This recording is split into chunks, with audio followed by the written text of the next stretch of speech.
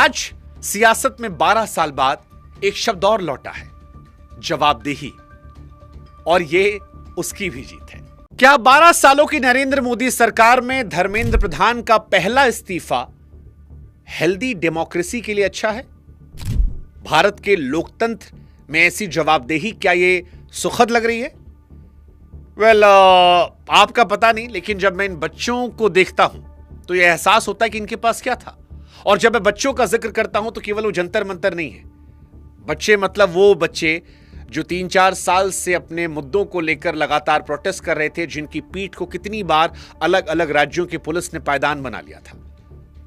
उनकी लड़ाई शुरू हुई, जंतर मंतर पर उसे मुकाम मिला। मैं नहीं मानता कि गवर्नमेंट से कोई गलती हुई है। नीट का एग्जाम बार बार लीक होना, ये तो बिल्कुल एक फेलियर था ही गवर्नमेंट के पार्ट पे, क्योंकि सेंट्रल गवर्नमेंट जो है एनटीए के थ्रू इसको कंडक्ट करवाती है। एनटीए और सीबीएसई की इस पर रिस्पॉन्सिबिलिटी बननी चाहिए थी। और देखिए, गवर्नमेंट अपने लोगों से थोड़े आती है, ये कोई दूसरों की गवर्नमेंट थोड़े है। अगर मेरी अपने गवर्नमेंट से कोई डिमांड थी और गवर्नमेंट ने उस डिमांड को एक्नॉलेज कर ली, तो उसमें हार और जीत कैसा? गवर्नमेंट मेरे लिए बनी हुई है, गवर्नमेंट को मेरी डिमांड में ठीक लगा कि हाँ दम है, तो उन्होंने मान लिया इस बात को। इसमें कौन सा बड़ा ये हो गया कि गवर्नमेंट जो है वो कहे हम अलग है? भाई, गवर्नमेंट की पावर ही जनता से आती है। लेकिन सोच कर देखिए तो इनके पास क्या था? ना नेता, ना पार्टी, ना पैसा, ना ट्रैक्टर ट्रॉली, ना कोई लंगर, और ना कोई टीवी एंकर जो सुबह शाम प्राइम टाइम में इनके लिए चीख चिल्लाए और सवाल उठाए। इस पूरे मूवमेंट का क्रेडिट लेने की कोशिश की जा रही है इस समय राहुल गांधी की तरफ से कि राहुल गांधी ने की जीत है। कांग्रेस बोल रही है, आम आदमी पार्टी अपना क्रेडिट ले रही है। अभी जीत देख के बोल रहे नहीं, किसी का क्रेडिट नहीं है, मेरा है। ये हो रहा है। इनके पास बस एकता थी, वो एकता जो तमाम सेलिब्रिटीज को झुका ले गई, मजबूर कर दिया कि उनके मुद्दे पर वो कमेंट करें। और उनके सामने दुनिया की सबसे बड़ी पॉलिटिकल पार्टी, वो सरकार जिसके सामने 13 महीनों तक किसान बैठे रहे लेकिन कुर्सी नहीं हिला पाए, जंतर मंतर पर पहलवान बेटियां बैठी रही लेकिन इस्तीफा नहीं ले पाई। टारगेट था दिल्ली की सरकार को चेंज करना है। अब लास्ट नाइट क्या हुआ? पूरी की पूरी गेम को एंटायरली चेंज कर दिया गया भारत की गवर्नमेंट की तरफ से। मास्टर स्ट्रोक है इंडियन गवर्नमेंट का, जहां पर मल्टी बिलियन डॉलर का एक कॉन्स्पिरेसी को डिसमेंटल किया गया है। और ये सब कुछ हुआ दो काम के कारण। एक 30 सेकंड की वीडियो और दूसरा एक सिंगल कप ऑफ जूस ने सारा काम खराब कर दिया। आज उन बच्चों ने जवाब दिया कि रील बनाने से भी, स्क्रीन में घुसे रहने से भी देश में बदलाव आता है। और सबसे बड़ी बात, ये इस देश के लोकतंत्र की जीत है। आज सियासत में 12 साल बाद एक शब्द और लौटा है, जवाबदेही। और ये उसकी भी जीत है, क्योंकि आप 24 घंटे पहले खबरें पढ़िए। यह चल रहा था कि धर्मेंद्र प्रधान किसी भी सूरत में इस्तीफा नहीं देंगे। इस्तीफा किसी समस्या का हल नहीं होता है, जिम्मेदारी से भागने का काम होता है। लेकिन आज इस्तीफा हुआ तो गवर्नमेंट को अगर लगा कि ये जनता की आवाज है, गवर्नमेंट के पास ज्यादा एजेंसीज है ये पता करने के लिए कि ये जो भी हुआ आंदोलन सो कॉल्ड, वो उसमें जनता कितनी थी, तो ये तो बेवकूफी की बात है कि हार और जीत सिर्फ एक होती है, वो एक चुनावी हार और जीत। चुनाव के अलावा गवर्नमेंट्स के स्ट्रेटेजिक डिसीजन होना, किसी बातों को मान लेना, किसी को नहीं मान लेना, ये सब पॉलिटिकल दांवपेच होते हैं। इसमें क्या बुराई है भाई? आप अगर जनता ने आपसे कोई डिमांड रखी, ये तो बल्कि मैं तो कहूंगा ये तो दिस इज ट्रू डेमोक्रेसी। चिट्ठी में इशारा हुआ है कि जिम्मेदार कुर्सियों पर बैठे कुछ लोगों ने बच्चों को बहकाया। अब ये इशारा सीजेपी के लोगों पर भी हो सकता है, ये इशारा अरविंद केजरीवाल, अखिलेश यादव या फिर राहुल गांधी पर भी हो सकता है।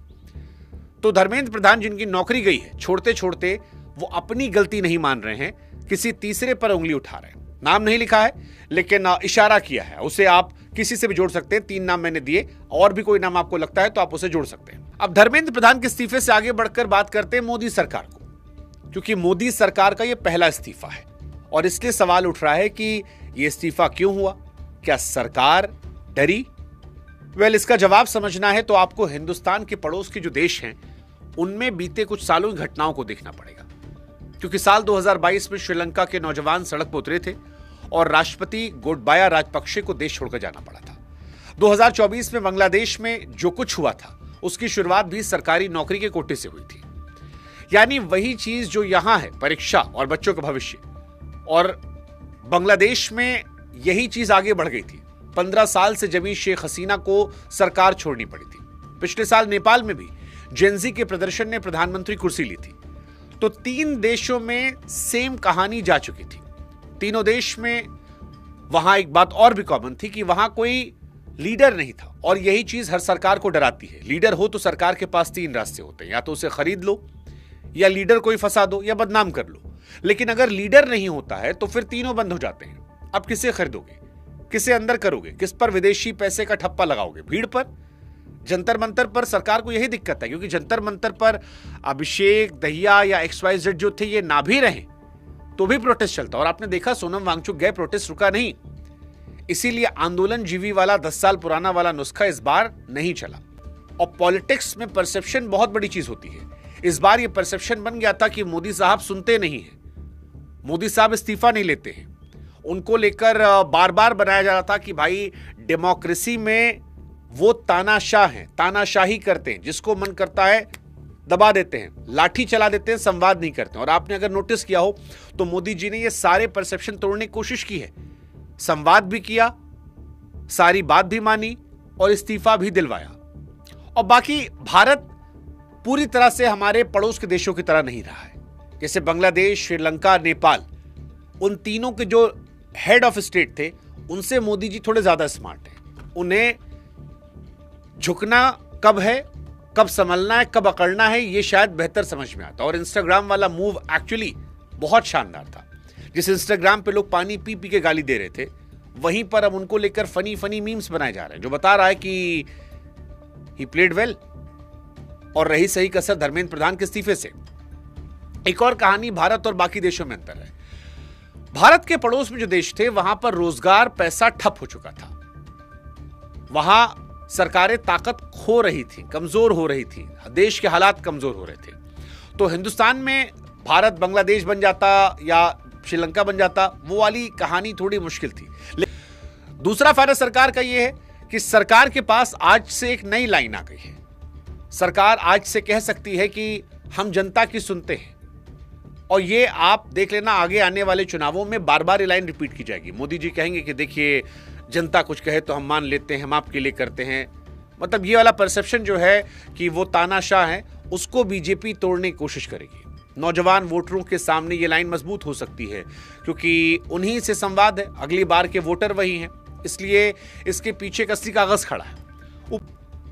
अब सरकार झुकी तो ये सच है, इसमें कोई दो राय नहीं। सरकार झुकी है, मोदी सरकार को 12 साल के इतिहास में पहली बार झुकाया गया है। लेकिन झुकी किसके सामने? राहुल गांधी के सामने, अखिलेश यादव के सामने, अरविंद केजरीवाल के सामने नहीं, बच्चों के सामने। परसेप्शन की लड़ाई देखो ना आप, डीप लड़ाई देखो मोदी सरकार के पॉइंट ऑफ व्यू से। जब झुकना था ही तो राहुल गांधी से क्यों हारते? बच्चों से हार गए।